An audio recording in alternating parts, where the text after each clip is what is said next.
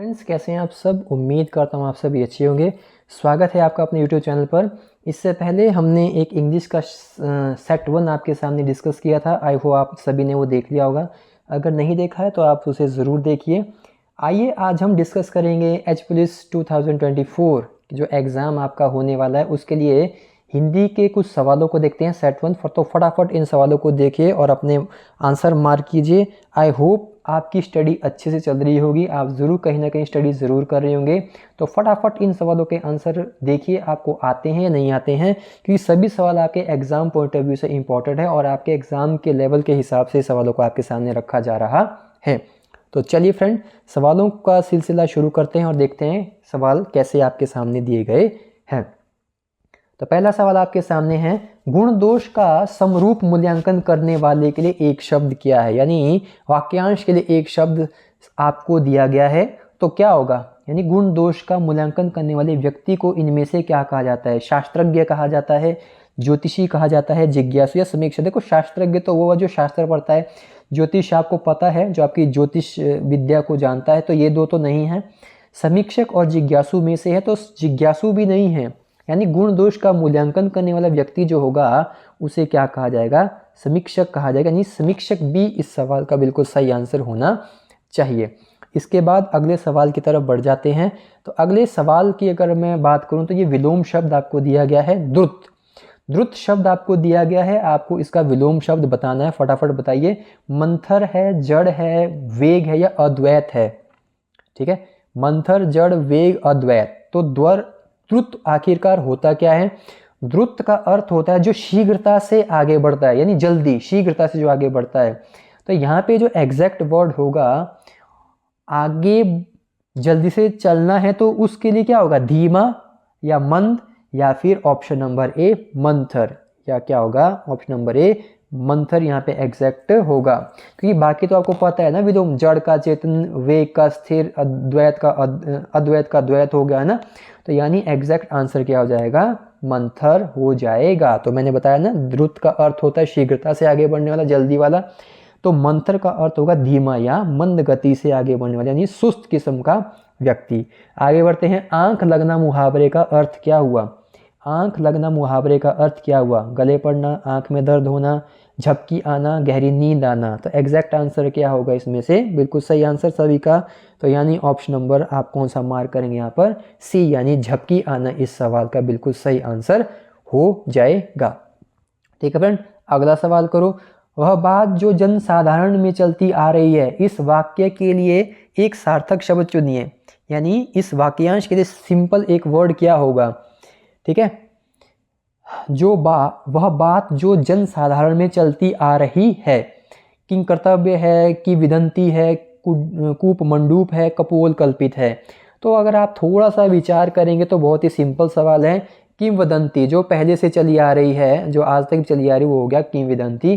King कर्तव्य आपको पता है, कूप मंडूप भी आपको पता है, कपोल कल्पित बातें भी आपको पता है, सभी का बातें आपको पता है। मुझे उम्मीद है आपको आता है, इसलिए मैं ज़्यादा एक्सप्लेनेशन ज़्यादा नहीं दे रहा हूँ। तीनों डैश के स्वामी हैं, इसलिए त्रिलोकीनाथ कहलाते हैं। भुवनों के, धरती के, भवनों के या आकाशों के। रिक्त स्थान के सबसे सही शब्द क्या होना चाहिए यहाँ पे, भुवनों के, धरती के, भवनों के या आकाशों के। यानी यहाँ पे जो एग्जैक्ट वर्ड होगा वो भवनों नहीं होगा, धरती आकाश भी नहीं होगा। यहाँ पे जो एग्जैक्टली वर्ड आप यूज करेंगे होगा भुवनों। तीनों भुवनों के जो स्वामी हैं उन्हें त्रिलोकीनाथ कहा जाता है। क्या कहा जाता है, त्रिलोकीनाथ कहा जाता है।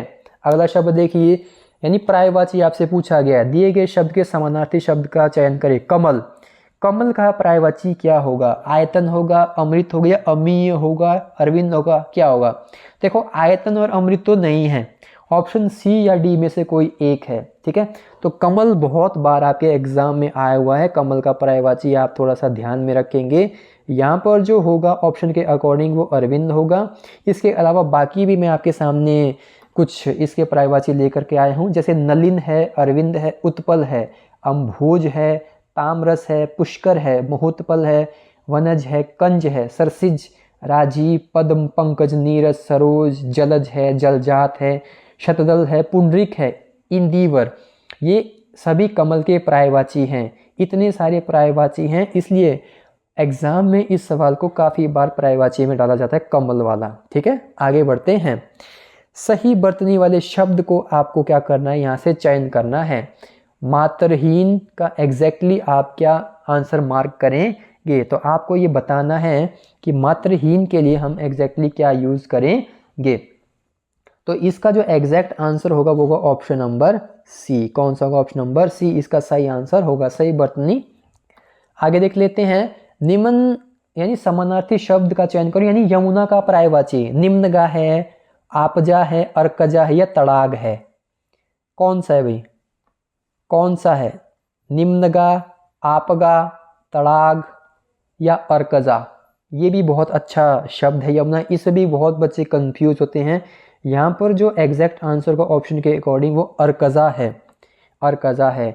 यमुना के पर्यायवाची भी याद रख लेना, कालिंदी, सूर्यसुता, रवितन्या, भानुजा, जमुना, कृष्णा, अर्कसुता। ये कुछ ऐसे शब्द हैं जो आपको याद रखने होंगे। क्वेश्चन के अकॉर्डिंग अर्कजा, अर्कजा भी इसी का पर्यायवाची शब्द है, यानी समानार्थी शब्द होता है। ठीक है, अगला सवाल देख लीजिए।